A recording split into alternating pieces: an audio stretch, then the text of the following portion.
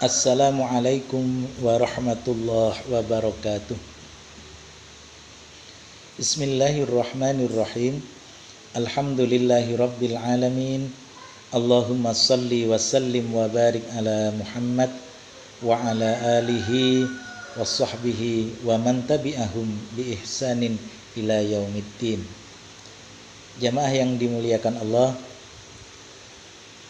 orang yang memahami agama ini dengan baik pasti tidak akan ragu bahwa Allah Subhanahu wa ta'ala memberikan kemudahan kepada para hambanya, dan Allah tidak menghendaki kesulitan kepada para hambanya. Sebagaimana firman-Nya di dalam Al-Quran, A'udzu billahi minasyaitonir rajim, yuridullah bikumul yusra wa la yuridu bikumul usra.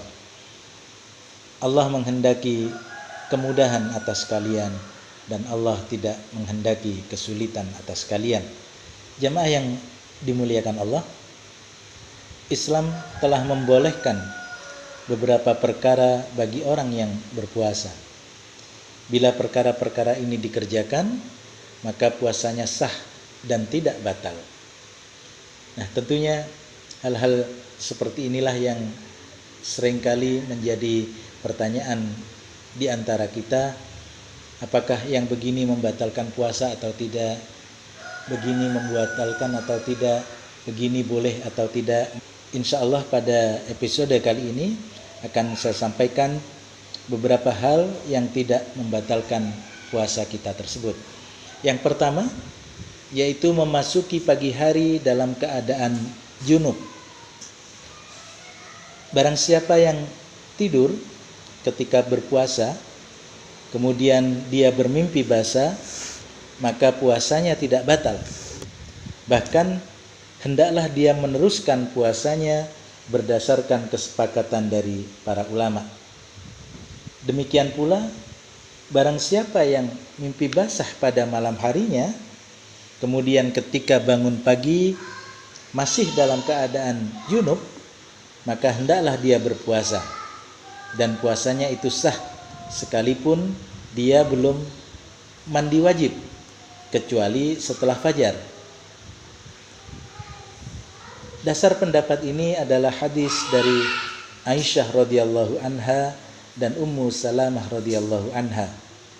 Kana Rasulullah sallallahu alaihi wasallam la yusbihu junuban min jima'in ghairi ihtilamin fi ramadhana summa yasumu. Rasulullah sallallahu alaihi wasallam pernah memasuki fajar pada bulan Ramadan dalam keadaan junub sehabis berhubungan badan dengan istrinya, dan bukan karena mimpi. Kemudian beliau berpuasa. Demikian pula jamaah yang dimuliakan Allah, mengenai wanita haid dan nifas, apabila darah mereka terhenti dan sudah melihat suci sebelum fajar, maka hendaknya wanita yang terhenti dari haid dan nifas tersebut langsung ikut puasa bersama manusia yang lain yang berpuasa pada hari itu, sekalipun dia belum mandi kecuali setelah terbitnya fajar. Sebab ketika itu dia sudah menjadi orang yang wajib untuk melaksanakan puasa. Yang kedua, berciuman dan berpelukan bagi suami istri jika aman dari keluarnya air mani. Jamaah yang dimuliakan Allah, boleh bagi suami istri berpelukan dan berciuman pada siang hari Ramadan jika dirinya mampu untuk menahan syahwat hingga terjaga dari keluarnya air mani dan tidak terjatuh dalam perbuatan yang haram berupa jima. Dasarnya adalah hadis dari Aisyah radhiyallahu anha. Beliau berkata, kana Rasulullah sallallahu alaihi wasallam yuqabbilu wa huwa sha'im wa yubashiru wa huwa sha'im walakinnahu amlakukum irbih. Nabi sallallahu alaihi wasallam pernah mencium dan memeluk padahal beliau sedang berpuasa. Dan beliau adalah orang yang paling mampu menahan syahwatnya di antara kalian. Asy-Syaikh Muhammad Ibnu Shalih Al-Utsaimin berkata, ciuman itu terbagi menjadi 3 macam. Yang pertama adalah ciuman yang tidak diiringi dengan syahwat, seperti ciuman seorang ayah kepada anak-anaknya yang masih kecil. Maka hal ini diperbolehkan dan tidak ada pengaruh serta hukumnya bagi orang yang berpuasa. Yang kedua, ciuman yang dapat membangkitkan syahwat, akan tetapi dirinya merasa aman dari keluarnya air mani. Dan yang ketiga adalah ciuman yang dikhawatirkan keluarnya air mani, maka jenis ciuman ini tidak boleh, haram dan dilakukan jika persangkaan kuatnya menyatakan bahwa air maninya akan keluar jika berciuman.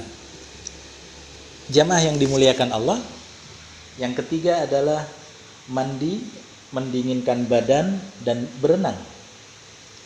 Dari Abu Bakar bin Abdurrahman, dari beberapa sahabat Rasulullah sallallahu alaihi wasallam, laqad ra'aitu Rasulullah sallallahu alaihi wasallam bil arji yasubbu ala ra'sihil ma'a wa huwa sha'imun minal atasi aw minal harri. Di Arj, saya melihat Rasulullah sallallahu alaihi wasallam mengguyurkan air ke atas kepalanya dan beliau sedang berpuasa. Beliau ingin mengusir rasa dahaga atau rasa panas tersebut. Diriwayatkan oleh Imam Abu Dawud, Imam Ahmad, dan sanad hadis ini adalah hasan. Sedangkan Al-Imam Al-Bukhari di dalam sahihnya berkata, bab mandinya orang yang sedang puasa. Kemudian beliau menyebutkan bahwa Ibnu Umar radhiyallahu anhuma pernah membasahi sebuah baju, kemudian memakainya, dan beliau sedang berpuasa. Sahih Bukhari halaman 310.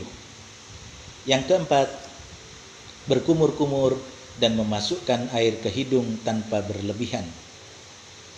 Diriwayatkan dari Laqid ibnu Sabirah radhiyallahu an bahwasannya Rasulullah sallallahu alaihi wasallam bersabda, wa balik fil istinsyaqi illa an takuna shaiman. Bersungguh-sungguhlah kalian ketika memasukkan air ke dalam hidung, kecuali jika kalian sedang berpuasa. Hadis diriwayatkan oleh Abu Dawud, At-Tirmidzi, Ibnu Majah, dan An-Nasa'i. Jadi bolehnya berkumur-kumur bagi orang yang sedang puasa hukumnya sama saja, baik ketika berwudu, mandi, atau selain itu. Puasanya tidak batal, walaupun sisa-sisa basahnya air masih ada di dalam mulut kita. Demikian pula halnya jika sisa berkumur tertelan bersama air liur, maka hal tersebut tidaklah membatalkan puasa, karena hal itu termasuk salah satu hal yang sangat sulit untuk dihindari. Yang kelima, mencicipi makanan untuk kebutuhan selama tidak masuk ke kerongkongan. Ibnu Abbas radhiyallahu an berkata, la ba'sa ayyadhuqal khalla aw syai'a ma lam yadkhul halqahu wa huwa shaimun.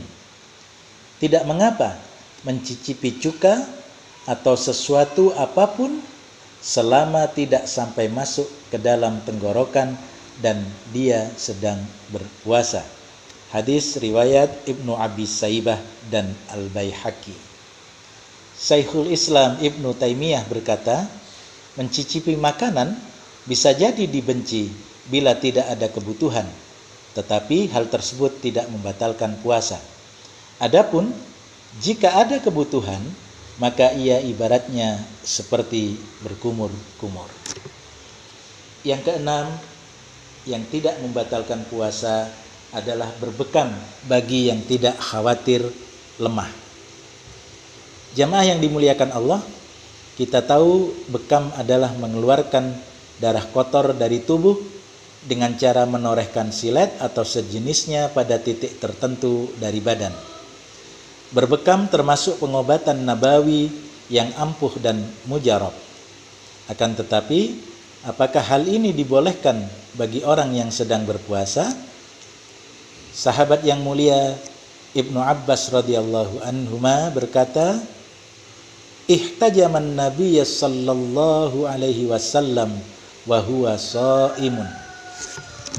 Nabi sallallahu alaihi wasallam pernah berbekam sewaktu beliau berpuasa. Hadis ini adalah dalil yang sangat jelas akan bolehnya berbekam bagi orang yang sedang berpuasa, dan ini adalah pendapat mayoritas ulama. Termasuk dalam hal ini adalah masalah donor darah. Para ulama kontemporer menyamakan status hukumnya dengan hukum berbekam. Dengan demikian, donor darah hukumnya tidak membatalkan puasa sebagaimana berbekam. Begitu pula halnya dengan tes darah. Wallahu a'lam bishawab. Yang ketujuh, bersiwak, celak, dan tetes mata. Jamaah yang dimuliakan Allah, menurut pendapat terkuat bahwa memakai celak mata bagi orang yang sedang berpuasa dibolehkan, karena celak mata tidak mempengaruhi orang yang puasa, sama saja dia mendapati rasanya di tenggorokan atau tidak. Adapun obat tetes mata, kebanyakan ulama kontemporer mengatakan bahwa penggunaan obat tetes mata pun tidak membatalkan puasa.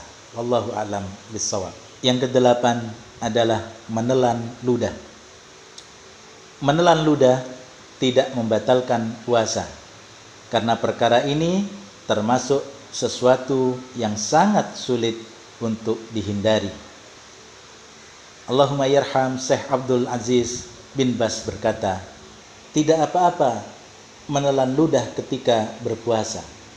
Saya tidak mendapati perselisihan ulama tentang bolehnya, sebab hal itu adalah hal yang sangat sulit untuk dihindari. Demikianlah jamaah yang dimuliakan Allah, beberapa hal yang tidak membatalkan puasa. Mudah-mudahan dengan kita mengetahui berbagai hal ini akan menjadikan puasa kita semakin sempurna dan menjadikan puasa kita semakin khusyuk, ikhlas karena Allah, dan mengharapkan pahala hanya karena Allah.